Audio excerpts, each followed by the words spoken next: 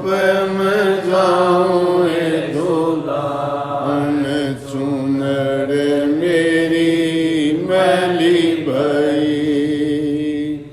घाट घाट पर खोजत हारी, घाट घाट पर खोजत हारी।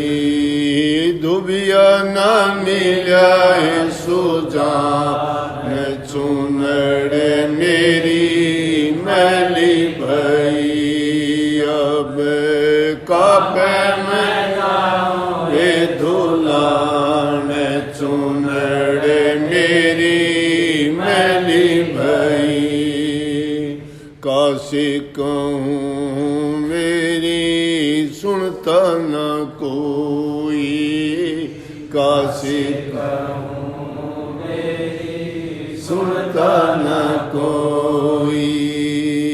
किस काम दोस्त योरे मन अपराधी, काम दोस्त मन अपराधी। सब मिल करते मेरी हान चुनर मेरी मैली भई। अब काबे में जाऊं दुल्हन चुनर मेरी मैली भई। नेह रहूं कैसे पिया घर जाऊं, नेह रहूं कैसे पिया घर जाऊं। बहुत मरे मेरे मान चुनर मेरी मैली भई। अब काबे में जाऊं दुल्हन चुनर मेरी मैली भई। अब काबे में जाऊं दुल्हन चुनर मेरी मैली भई। सखी सहेली सब जुड़ आई, सखी सहेली सब जुड़ आई। लगी भेद बतलान चुनर मेरी मैली भई। अब काबे में जाऊं दुल्हन चुनर मेरी मैली भई। राधा स्वामी धुबिया है भारी, राधा स्वामी धुबिया है भारी। प्रगट आए जहान चुनर मेरी मैली भई। अब काबे में जाऊं दुल्हन चुनर मेरी मैली भई। अब काबे में जाऊं दुल्हन चुनर मेरी मैली भई। चुनर चंदरिया चोला सब इस रूह के लिए कहा गया है। रूह मैली, इस पर खोड़ चढ़ गए। ये सुनते आए ना, आत्मा सो परमात्मा। ये है तो परमात्मा की रूप, उसकी अंश है। जिस प्रकार से समुद्र में भी पानी है, वही पानी नदी में भी है, वही पानी हमारे मटकियों में भी है, और वही पानी गिलास में भी है। पानी है, उसका गुण वही है, लेकिन कीचड़ के में मिलने से कीचड़ जैसा हो गया, दूध में मिलने से दूध जैसा हो गया, जिसका संग करया वैसा हो गया। इसी प्रकार से ये रूह भी इस 84 लाख योनि में जिसका संग किया वैसा ही इसके ऊपर कर्म के पर्दे चढ़ गए। तो रूह चिंता करती हुई खुद में कहती है कि अब किस पे जाऊं धुलान, क्योंकि कोई ऐसा नज़र नहीं आता जो इस रूह के मैल को धो के इसको उज्जवल कर सके। ये सत्य नाम की गोती थी, सत्य नाम का इसमें गुण था, सत्य पुरुष की अंश थी।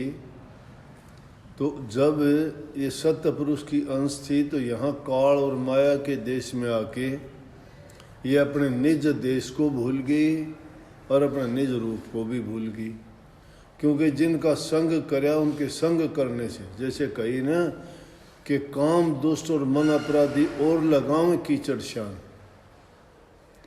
क्योंकि उसके बिना तो शरीर का कोई वजूद ही नहीं है।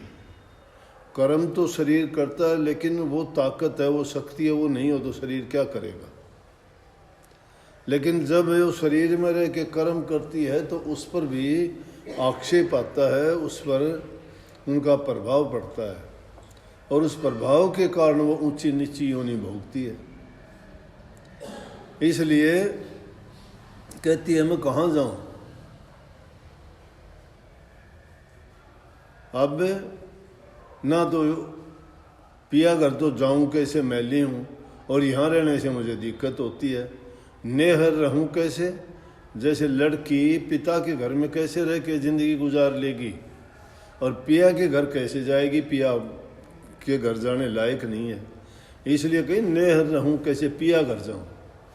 नेहर कहते हैं पीर और सासरा जैसे लड़की को कह देते हैं, उससे तुलना करके बताई है। रूह की तो ना तो शादी होती है तो सतपुरुष से ही होती है, सतगुरु से ही होती है। वो तो सत्य का ही रूप है, उसमें जाके मिलना ही होता है। उसको शादी कहो, मिलाप कहो, उसके अंदर उसका अपने वजूद को वजूद में जोड़ देना कहो। लेकिन क्योंकि संसारी लोग उस चीज़ को अच्छी तरह समझ सकते हैं, इसलिए महापुरुषों ने उस चीज़ को इस समझाने के मतलब से ऐसी बातें कही हैं। तो उसमें कहती है कि घाट घाट पर खोजत हारी, कि मतलब मैं तो अनेक जन्मों में भटकते भटकते ढूंढते ढूंढते कोई इस रूह के उन पाप कर्मों को धो सके थक चुकी, लेकिन ऐसा धुबिया नहीं मिला कि जो उन दागों को धब्बों को उनको मेट सके, धो सके।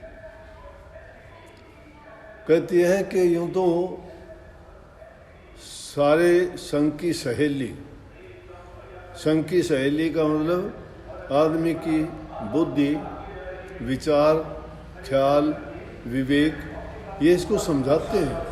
कहते हैं कि ऐसे कर्म कर जिसके कारण तेरा कल्याण हो। किसी मुर्शिद पूरे को खोज और उनसे जाके ज्ञान ले।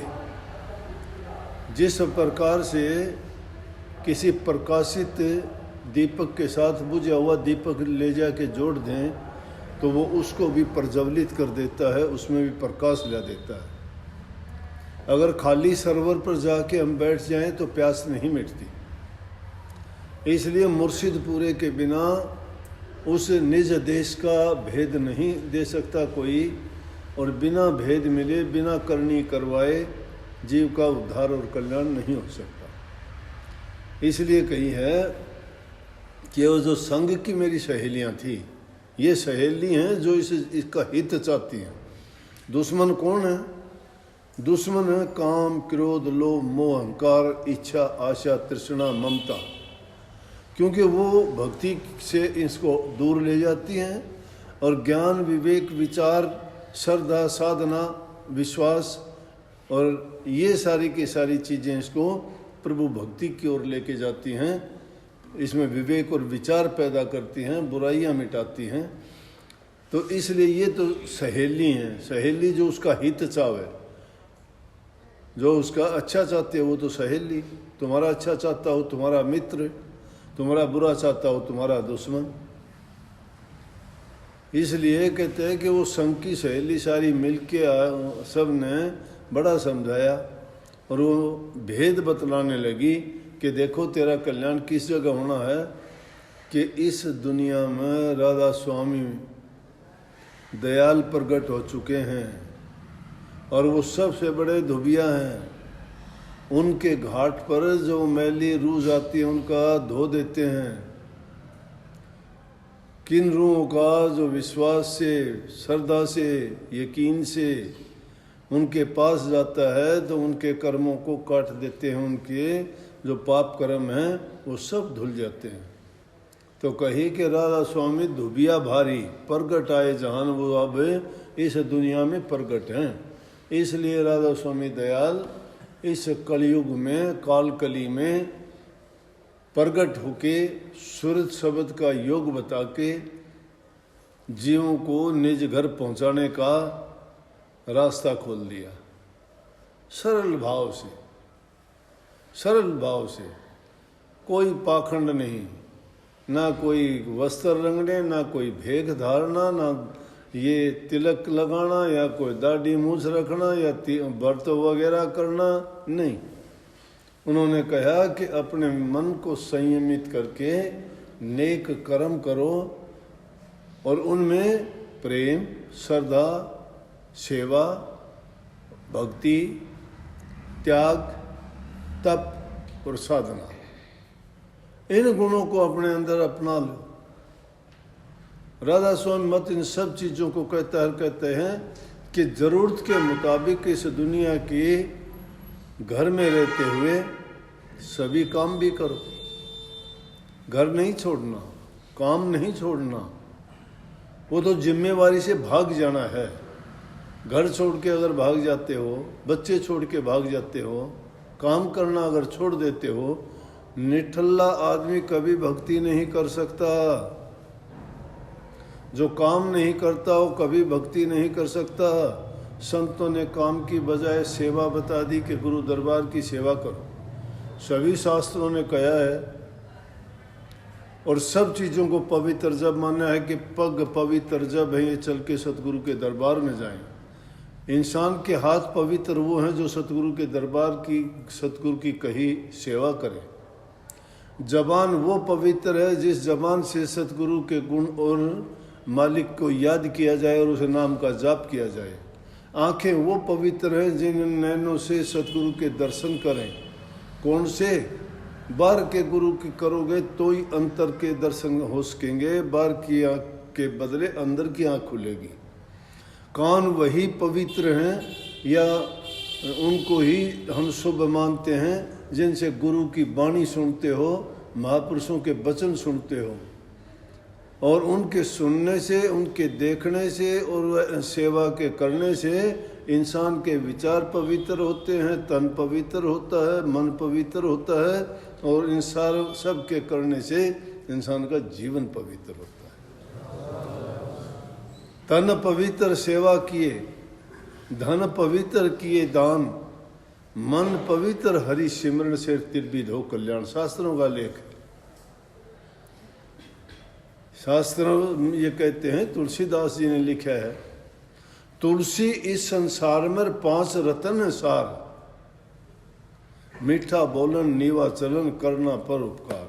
3 चीज सार बताई, 5 अलग हैं वो अलग से, लेकिन उन्होंने कहा तुलसी इस संसार में 3 रतन है सार, मीठा बोलन, नीवा चलन और करना पर उपकार।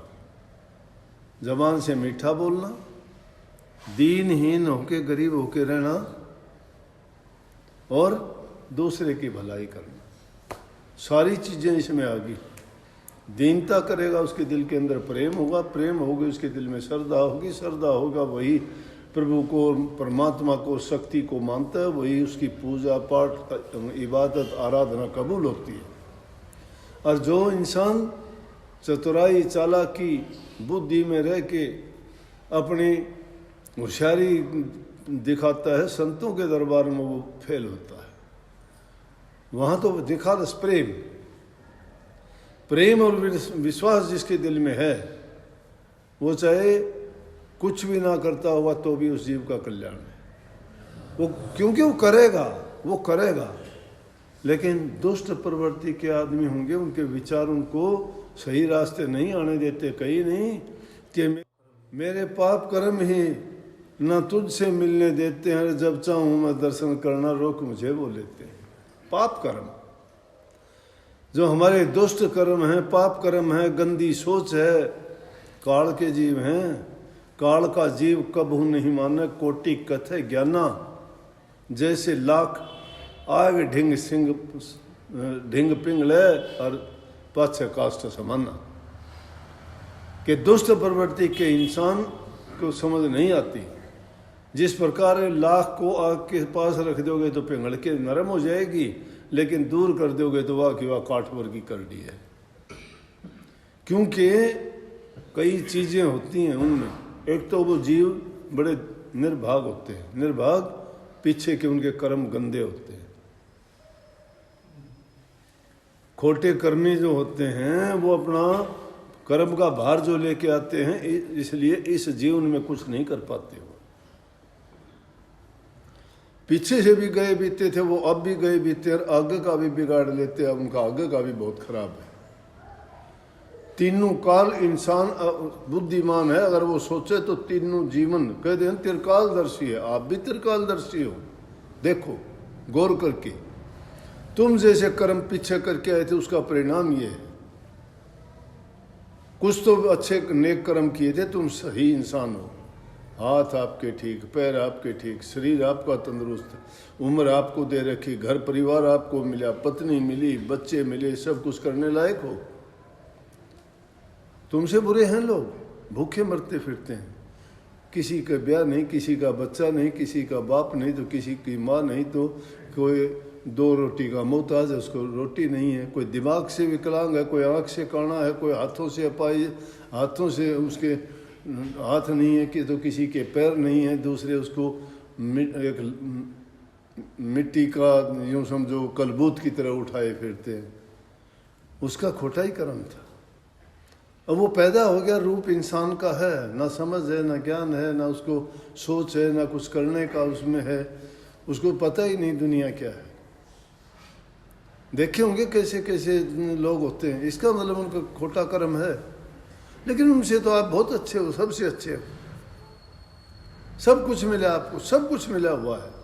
लेकिन अब जो दुष्टता करने लग रहे हो ना, वो भविष्य है आपका। वो भविष्य अपनी आंखों से देख लो। अब जो कर रहे हो वो परिणाम आगे मिलेगा। गैल का जो कराया था वो परिणाम अब मिल गया। अच्छा किया था, अच्छे हो गए। अब कुछ नहीं करोगे तो आगा खराब हो गया, और अब अच्छा कर लोगे तो आगा भी सुधर गया। तीनों जन्म पता लग गया होगा तीन का। तो कपटी लोग दिखावटीपन करेंगे किम में भी, और उसके मन में पाओगा कुछ। जो चीज़ जबान पर कुछ हो, मन में कुछ हो, करता कुछ हो, दिखाता कुछ हो, तो वो करनी अलग है। करनी, कथनी, रहनी, तीन चीज़ हैं ये। रहनी करनी से बनती है, करनी कथनी से नहीं बनती। कथनी कथे सो मीत हमारा, करनी करे सो साथी, रहनी रहे सो गुरु हमारा, हम रहनी के साथी। समझ गए? कथनी सबसे निकष्ट चीज है। कहता है वो बकता है, कुछ नहीं। जिसने करनी करी वो कहता नहीं है। कहने की जरूरत है कोई, किसी से उसने लेना से, मजदूरी करी से उसने करी है, तो उसका प्रेम से, वो उसकी श्रद्धा है, उसका विश्वास से वो अपने हृदय में रखता है। सबको बहुत बहुत आशीर्वाद।